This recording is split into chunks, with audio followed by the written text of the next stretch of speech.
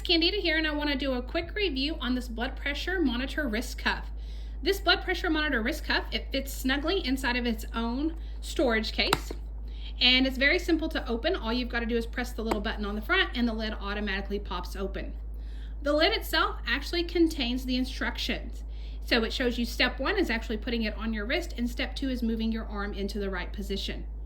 The cuff itself, not only is it going to give you the blood pressure readings, it's also going to give you your pulse readings. When you set it up for the first time, you can set the date and time of your monitor by pressing that button right there. And then this button up here, it's going to be the logs of your blood pressure and pulse readings. And so you're able to click on that and go through your past readings.